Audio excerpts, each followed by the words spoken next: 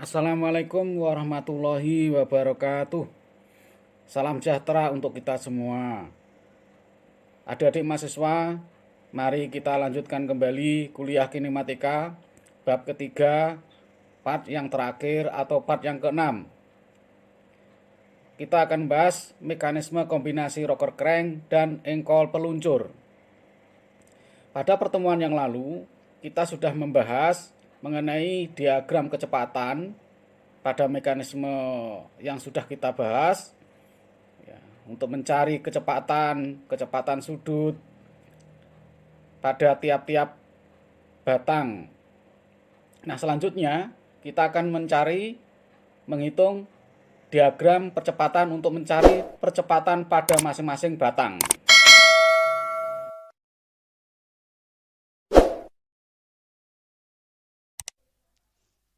Baiklah, sebelum kita melanjutkan ke diagram percepatan, kita mereview kembali pertemuan yang lalu, yaitu diagram kecepatan untuk mekanisme kombinasi rocker crank dengan mekanisme engkol peluncur. Pada pertemuan yang lalu, kita menyelesaikan mekanisme seperti pada layar ini dengan diagram kecepatan, yang mana mekanisme ini hanya diketahui kecepatan sudut pada batang 2 saja, dan percepatan batang 2 ini sama dengan 0 karena omega 2 konstan, dengan panjang masing-masing batang dan pada masing-masing titik diketahui sudutnya, posisi-posisinya. Maka kita bisa mencari nilai-nilai pada tiap-tiap batang itu kecepatan sudutnya. Omega 3 kita tahu, omega 4 kita tahu, omega 5 tahu, dan kecepatan titik D kita juga bisa menghitung. Jadi hanya diketahui satu batang saja, maka seluruh batang pada mekanisme ini semua bisa dicari. Nah, pada pertemuan yang lalu, omega 4 bisa diketahui, omega 3 bisa diketahui, omega 5 bisa diketahui, dan terakhir kecepatan titik D juga bisa diketahui. Dari OV ke D itu berapa senti dikalikan skala ketemu kecepatan titik D.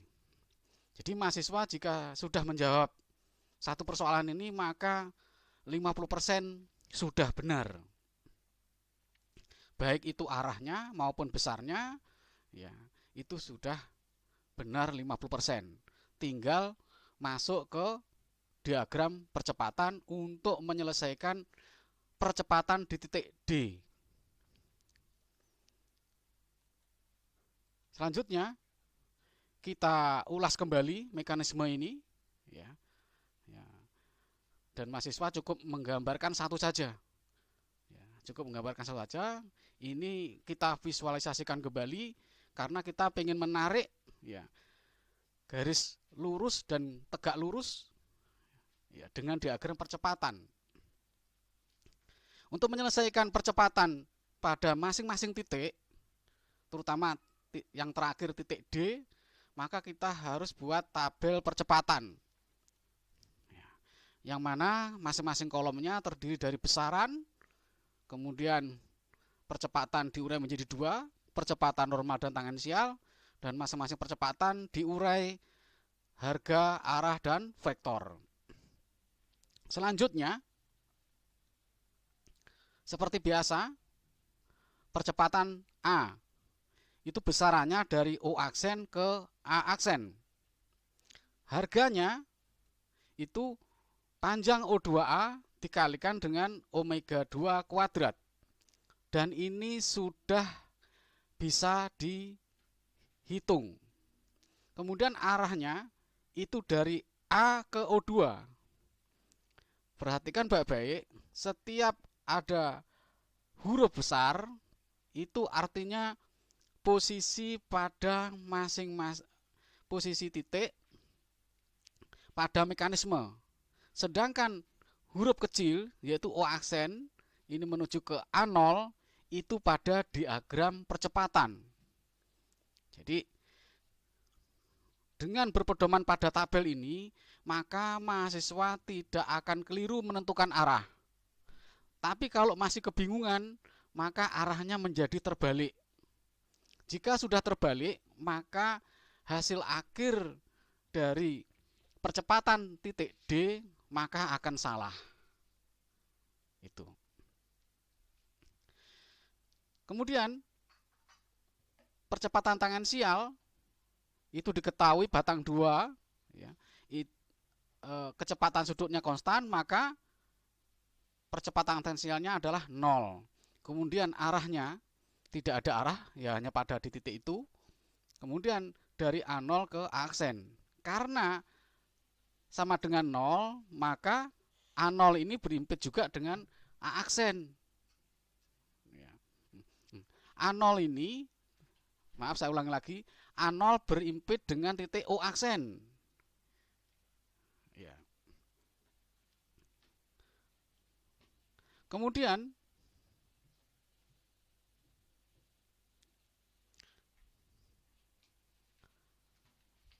oh ya, A0 itu berimpit dengan A aksen, bukan berimpit dengan O aksen. Karena dari O aksen ke A0 itu ada nilai. Ya. Jadi A0 di sini berimpit dengan A aksen. Ya. Saya ralat kembali, A0 itu berimpit dengan A aksen. Ya. Nah, langkah selanjutnya kita selesaikan satu persatu untuk posisi A0 dan A aksen dengan cara menghitung variabel percepatan yang diketahui, yaitu ini. Itu vektornya dari O aksen ke A0 besarannya sama dengan O2A kalikan omega 2 kuadrat, itu ketemu sekian meter per sekon kuadrat. Nah, karena A0 itu berimpit dengan aksen, maka besarannya AA di sini dari O aksen ke A aksen. Nah, bagaimana cara menarik pada diagram percepatan? Maka kita tentukan dulu titik O aksennya ini. Karena menuju A aksen ini, dia ditarik dari A ke O2. Dari A ke O2, kita tetapkan dulu titik O aksennya. Ya, tentunya dengan skala 1 cm berbanding dengan sekian meter per sekon kuadrat. Nah, ini kita bisa dengan skala ini dari O aksen ke aksen itu nilainya sama dengan sekian senti. Nah, kita tetapkan dulu O aksen. O aksen di pojok kanan bawah. Nah, dari O aksen ke aksen ini arahnya dari A ke O2, dari A ke O2. Hati-hati, jangan terbalik. Yang sering terjadi itu mahasiswa separuh terbalik, separuh benar. Nah, ini yang masalah. Karena hasil akhirnya itu sangat berbeda sekali. Arahnya bisa terbalik dan nilainya itu bisa salah. Nah, dari O aksen ke aksen itu arah vektornya dari A ke O2. Dari A ke O2 ini berada di mekanisme, sedangkan O aksen ke A0 itu berada di diagram percepatan. Ya. Nah, panjangnya sekian senti ini dari O aksen ini dari hitungan ini. Kemudian percepatan B besarannya dari O aksen ke B aksen. Nah, kemudian harga percepatan normal itu panjang O4 bit kalikan omega 4 kuadrat. Dari pertemuan yang lalu atau pada diagram kecepatan omega 4 sudah bisa dihitung. Nah, kemudian arahnya dari B ke O4. Ya, dari B ke O4. Kemudian vektornya dari O aksen ke B0. Harga dari percepatan tangensial itu kita tidak tahu. Arahnya di sini tegak lurus O4B, tegak lurus batang 4 atau O4B sini tegak lurus. Vektornya melanjutkan lagi dari B0 ke B aksen. Nah, langkah pertama untuk menyelesaikan percepatan B ini, kita hitung kembali di sini. Nah, dari O aksen ke B0 di sini, nilainya kita hitung, ya, ketemu sekian meter per sekon kuadrat. Ini dimasukkan ke skala, ketemu sekian senti. Ditarik dari O aksen ini, ya, yang sejajar dengan B ke O4. Nah, ditarik sejajar, ketemu di O aksen. Kita tarik di sini berapa senti? Nah, ini menuju ke B0. B0 di sini. Ya. Sekian senti, setelah ketemu di sini dibagi dengan skala, ya. Kemudian yang tangensialnya itu tegak lurus O4B, berarti tegak lurus juga O aksen B0. Ya, jadi percepatan tangensial itu selalu tegak lurus dengan percepatan normalnya. Kita tarik tegak lurusnya. Nah, tegak lurus. Nah, garis ini itu titik-titiknya, ya, menunjukkan posisi di mana titik B aksen. Nah, titik B aksen itu berada pada garis yang tegak lurus ini dengan O aksen B0 di sini. Kemudian selanjutnya percepatan BA itu besarannya dari A aksen ke B aksen. Harga percepatan normal panjang BA dikalikan omega 3 kuadrat. Ini sudah diketahui atau dicari nilainya pada diagram kecepatan yang lalu. Kemudian arahnya dari B ke A. Dari B ke A. Ditarik dari A aksen ke BA. Dari A aksen ke BA tapi arahnya dari B ke A. Nah, gitu. Kemudian percepatan sel kita tidak tahu. Arahnya tegak lurus batang BA. Vektornya melanjutkan kembali di sini. Ya, dari BA ke B aksen. Nah,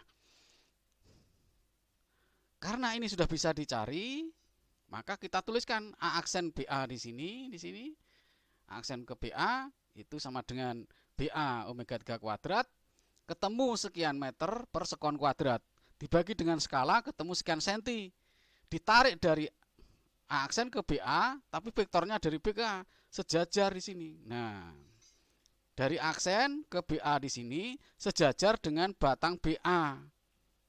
Kita menariknya dari A aksen ke BA di sini dari B ke A. Dari aksen BA di sini B ke A. Nah, ini jangan terbalik. Arahnya ke atas. Nah. Kemudian yang tangensial tegak lurus batang BA. Kita tarik. Batang BA di sini tegak lurus juga dengan garisnya ini juga tegak lurus dengan A aksen BA. Nah, garis inilah yang menunjukkan titik-titik di mana B aksen berada. Ini di mana B aksen berada ketemu dengan garis ini, maka pertemuan, ya, dua garis ini B aksen. Titik B aksen. Akhirnya kita tarik di sini batang ini. Nah, BA ke B aksen. Nah, ini percepatan tangensial. BA B aksen percepatan tangensial BA. Kemudian B0 ke B aksen percepatan tangensial B. Punya B di sini, tangensial B. Nah, pertemuan B aksen di sini itu ada pada percepatan B dan BA. Kemudian kita harus menarik dari O aksen ke B aksen di sini. O aksen B aksen itu kan percepatan titik B. Kita tarik di sini O aksen ke B aksen, percepatan titik B. Nah, selanjutnya percepatan C itu dari O aksen ke C aksen. Bagaimana cara mencarinya? Diperoleh dengan cara perbandingan AC per O4C sama dengan AB per O4B. Nah, kita mau hitung AC-nya di sini, O aksen ke C aksen. Kita tulis kembali di sini. Nah, pada tabel ini kita tulis lagi, kemudian kita selesaikan percepatan C-nya itu dari O aksen ke C aksen di sini kita tulis kembali. Itu sama dengan O4C dibagi O4B, ya. Kemudian O aksen B aksen yang ini, O aksen B aksen ini berapa senti dia? Itu berapa senti panjangnya? Kita masukkan di sini berapa senti? Ya. O4C tahu, O4B tahu, dimensinya tahu, dikalikan di sini sekian senti, maka di sini ketemu sekian senti. Dari O aksen ya ke C aksen itu ketemu sekian senti. Maka ditarik dari O aksen ke C aksen di sini sekian senti, tapi garisnya segaris dengan O aksen B. O aksen B aksen di sini. Nah, disinilah C aksen segaris. Coba diperhatikan. O aksen, B aksen, C aksen. O, B, C segaris. Selama dalam satu batang, maka kecepatan di titik-titik ini adalah segaris dengan kecepatan ini segaris di titik B, di titik pertengahan BC di sini, itu semuanya segaris. Kalau misalnya antara O4B di sini ada titik di sini, titik E misalnya, di sini ada titik E misalnya, titik E, maka titik E itu ya berada di O aksen B aksen di sini. Kemudian titik F ada di pertengahan BC di sini misalnya, maka F aksen ada di sini, di pertengahan sini. Seperti itu. Jadi selama dalam satu batang, maka ya percepatannya itu segaris juga. Nah, setelah itu AD, percepatan D, itu dari O aksen ke D aksen. Selanjutnya, percepatan normal harganya 0. Kenapa 0, Pak? Karena di sini gerak lurus. Gerak lurus itu tidak ada omeganya, tidak ada kecepatan sudutnya. Kalau kecepatan sudutnya itu 0, ya dikalikan dengan bilangan berapapun, hasilnya 0. Kemudian arahnya tidak ada, vektornya kita tuliskan dari O aksen ke D0. Kemudian harganya untuk percepatan tangensial itu kita tidak tahu. Terus kemudian arah dari tangensial itu sejajar dengan VD. Nah, lintasan VD-nya kecepatan D itu ini sejajar. Berarti vertikal ke atas lurus. Vektornya dari D0 ke D aksen. Nah, D0 di sini berimpit dengan O aksen. Ya, D0-nya berimpit dengan O aksen. Maka kita tarik dari O aksen ini ke D aksen itu vertikal ke atas atau ke bawah. Ya, kita tidak tahu pertemuannya ada di mana, di bawah O apa di atas O di sini. Tapi jelas vertikal ke atas ke bawah. Nah, garis ini tempat keberadaan titik D aksen. Garis ini tempat keberadaan titik D aksen. Selanjutnya kita tuliskan percepatan DC dari C aksen ke D aksen. Harga percepatan normalnya itu panjang DC kalikan omega 5 kuadrat. Omega 5 juga bisa kita hitung dari diagram kecepatan yang lalu. Nah, kemudian arahnya dari D ke C, dari D ke C. Nah, kemudian vektornya dari C aksen ke DC. Kemudian percepatan tangensial, kita juga nggak tahu. Arahnya tegak lurus, ya. Tegak lurus dengan batang DC. Kemudian vektornya dari DC ke D aksen dilanjutkan. Nah, karena ini sudah diketahui, maka vektor C ke D aksen, C aksen ke DC itu kita bisa menghitung berapa nilainya. Sekian meter per sekon kuadrat dikalikan dengan skala, ketemu panjang sekian senti. Ditarik dari D ke C, tapi vektornya mulai dari C aksen. Berarti sejajar dengan DC ini, arahnya ke bawah. DC ke bawah, kemudian dari C aksen ke DC di sini juga searah, sejajar dengan batang ini. Jangan ke atas. Kalau ke atas itu dari C ke D. Lupa ini kan dari C aksen. Nah, itu. Jadi mahasiswa harus sering latihan, membiasakan latihan untuk membedakan diagram percepatan dengan mekanisme. Variabel pada mekanisme berhuruf besar, variabel pada diagram percepatan huruf kecil. Nah, kemudian yang tangensial kita tidak tahu, tapi tegak lurus dengan DC, tegak lurus dengan batang DC di sini, maka kita tarik di sini, tegak lurus, bersentuhan dengan titik DC.